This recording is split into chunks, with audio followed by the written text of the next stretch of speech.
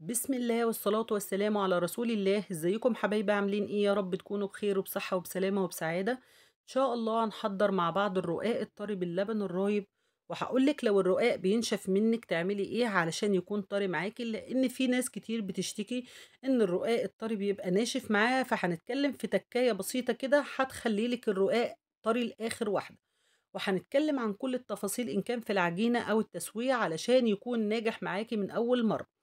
بس نتابع الفيديو للآخر ونحط لايك للفيديو عشان يرتفع، ولو أول مرة تشوفوا قناتي هيكون لي الشرف إنكم تشتركوا لي فيها وتفعلوا زر الجرس على الكل عشان يوصل لكم مننا كل جديد.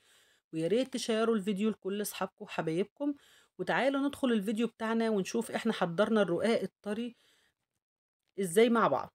معايا كيلو من الدقيق متعدد الاستخدامات ما يعادل بمج الشاي العادي 8 أكواب، وبضيف عليه معلقة صغيرة ملح ما يعادل 6 جرام، ومعلقة كبيرة سكر ما يعادل 15 جرام. ومعايا كمان هقلب الأول المواد الجافة كلها مع بعضها. معايا كمان كيلو لبن رايب وبنزل بيه بالتدريج علشان أشوف الدقيق هياخد مني قد إيه.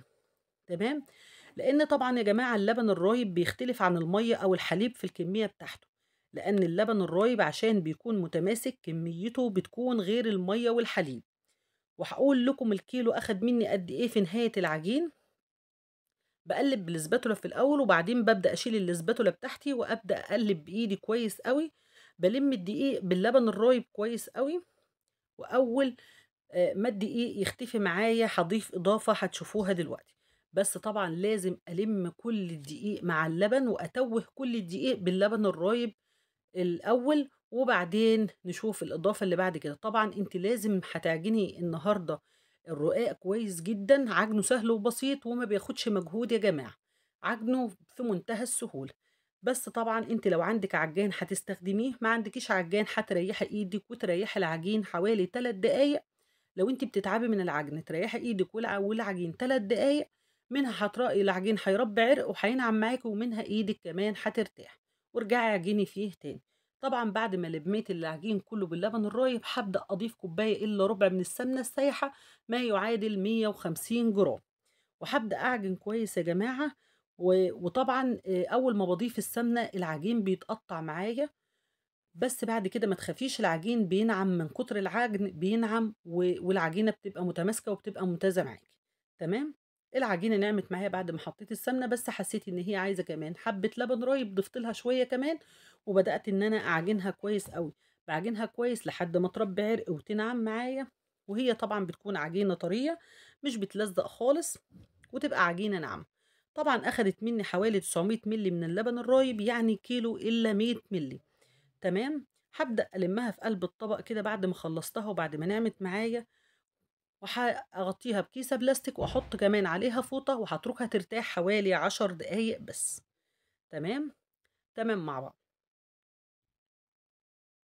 هاغطّي بالكيسة البلاستيك وهاغطّي كمان بالفوطة، وزي ما أنا قُلت لكم أتركها ترتاح 10 دقايق. بعد ال10 دقايق هابدأ أجيب صينية أرُش عليها رشة من الدقيق، وأبدأ أكوّر حجم الكورة يا جماعة بتاعي زي ما تحبّي، لو عاوزاها كبيرة أو صغيّرة يرجع ليكِ. وطبعًا أنتِ لو عاوزاها بالميزان حوالي 80 جرام، ولو ما عندكيش ميزان بالنظر كده زي الطماطماية المتوسطة. تمام. هاكوّرها، وطبعًا يا جماعة لو بالميزان هيكون أفضل عشان تخلّي الكِوَر كلّها قد بعضها ويطلع الرقاق معاكِ كلّه قد بعضه. عايزاها كبيرة براحتك، عايزاها صغيرة براحتك. حاولي تخلّي الوش الناعم بتاع العجينة فوق أو الناحية الملساء فوق. تمام. بعد ما خلّصت تكوير العجين كلّه، هابدأ إن أنا أغطّيه بكيسة بلاستيك وكمان بفوطة وهاتركه يرتاح حوالي 10 أو 12 دقيقة. أنا عملت من الكيلو الدقيق حوالي 22 كورة.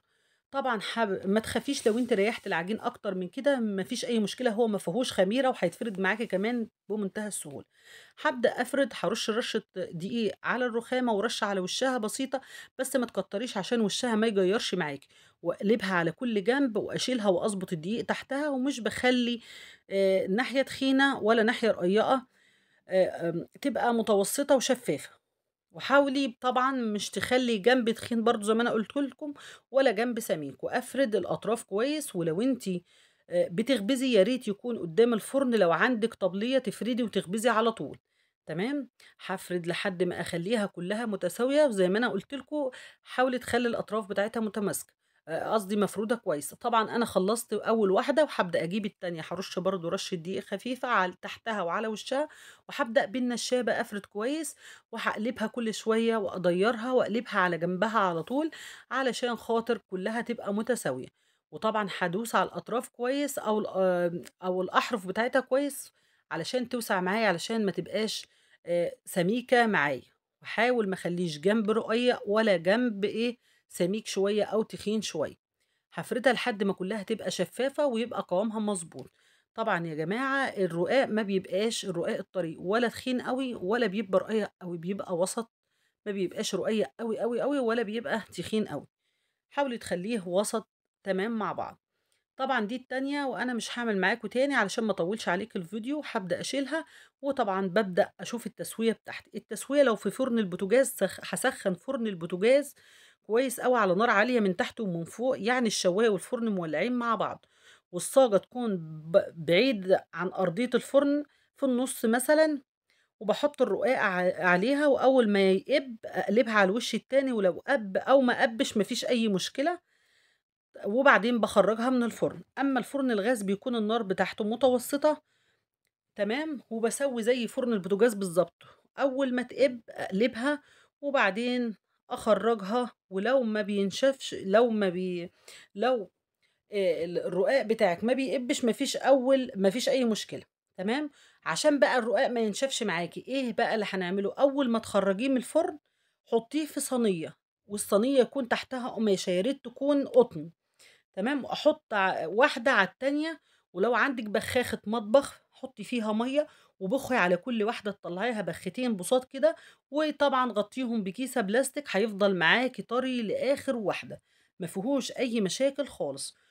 تمام، وممكن طبعًا بعد كده أنتِ تفرّزيه أو تشيليه في الفريزر في كيس بلاستيك بعد ما يكون هدي وبرد خالص، ووقت الأكل أو وقت ما أنتِ ممكن تعملي منه ساندوتشات لأولادِك، ساندوتشات مربى، ساندوتشات جبنة، أي ساندوتشات يعني حلو جدًا، ريحته حلوة جدًا، جدًا أثناء التسوية، شكله بيكون رائع جدًا،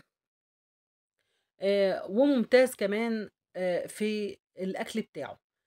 تمام مع بعض. طبعًا أنا كلمتكم عن تسوية الفرن الغاز وتسوية فرن البوتاجاز، والاتنين أسهل من بعض، ما فيش أسهل من خبيز الرقاق الطري يا جماعة، بتخبزيه في منتهى السهولة، ما بياخدش منِّك أي مجهود، حتى الفرد بتاعه ما بياخدش منِّك أي مجهود خالص. تمام، تمام مع بعض. أنا كده خلّصت طبعًا التسوية بتاعتي، هاورّيكم شكله بقى بعد ما أنا ما خلّصته بقى شكله إيه. طبعًا أنا ورّيتكم اللي بيقِب وفيه ما بيقِبِّش، ما فيش أي مشاكل خالص لو ما قَبِّش معاكِ أصلًا، ما فيش أي مشاكل، هو كده، كده ريحته بتكون ممتازة جدًا. بُصّوا أنا باورّيكم حطّيته في صينية وباحُط كل واحدة على التانية، وعلشان ما ينشفش معاكِ بُخّي كل واحدة بتطلّعيها ببَخّة بسيطة من بخاخة المطبخ، وأول ما تخرّجي اللي بعدها حُطّيها عليها على طول وهي سخنة، وغطّي بكيسة بلاستيك هيفضل طري معاكِ وعمره ما هينشف معاكِ نهائي خالص. تمام؟ تمام مع بعض. ده طبعًا بيكون شكله يا جماعة ما شاء الله لا قوةً إلا بالله. طري جدًا وريحته حلوة أوي، وممكن تعمليه أي ساندوتشات أنتِ عايزاها، والتسوية بتاعته كمان ممتازة.